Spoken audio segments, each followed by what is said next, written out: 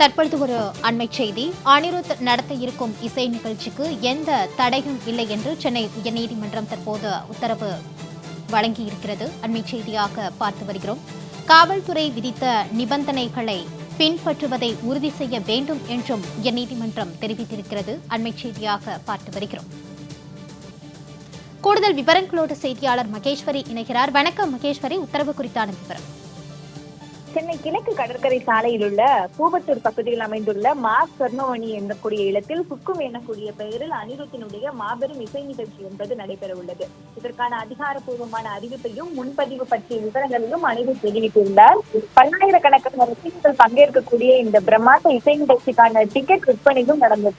இந்நிலையில் மாவட்ட ஆட்சியர் அனுமதி தராமல் இந்த நிகழ்ச்சி நடத்தப்படுவதாக கூறி இந்த இசைக்கு தடை விதிக்க வேண்டும் என்று செய்யூர் தொகுதியினுடைய சட்டமன்ற உறுப்பினர் பனையூர் பாபு என்பவர் மனு ஒன்றை தாக்கல் செய்கிறார். இந்த வழக்கை அவசர வழக்காக விசாரித்த நீதியரசர் ஆனந்த் வெங்கடேஷ் முன்பு விசாரணைக்கு வந்தது.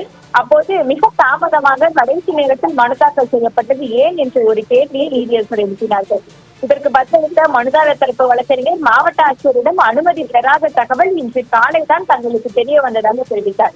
காவல்துறை சார்பில் ஆஜரான வழக்கறிஞர் ஆஜராகி வாதங்களை முன்வைக்கும் போது அனிருத் சார்பில் மாவட்ட கண்காணிப்பாளரிடம் அனுமதி பெற்றதாக கூறினார்கள். மேலும் இந்த மனு என்பது விசாரணைக்கே உகந்ததல்ல என்று ஒரு வாதமும் காவல்துறை சார்பில் முன்வைக்கப்படுகிறது. இதையடுத்து அனிருத் இசை நிகழ்ச்சிக்கு தடை விதிக்க மறுத்த நீதியரசர் காவல்துறை விதித்த நிபந்தனைகளை பின்பற்றுவதை உறுதி செய்ய வேண்டும் என்று குறிப்பிட்டுள்ளார். மேலும் இசை நிகழ்ச்சியால் பொதுமக்களுக்கு ஏதேனும் பாதிப்பு ஏற்பட்ட உரிய நடவடிக்கை எடுக்கப்படும் என தெரிவித்த நீதியரசர் இந்த வழக்கு விசாரணையை ஆகஸ்ட் 28ஆம் தேதிக்கு தற்போது தள்ளி வைத்துள்ளார்கள். மகேஸ்வரி, தொடர்பான விரிவான விவரங்களோடு இணைந்தமைக்கு நன்றி.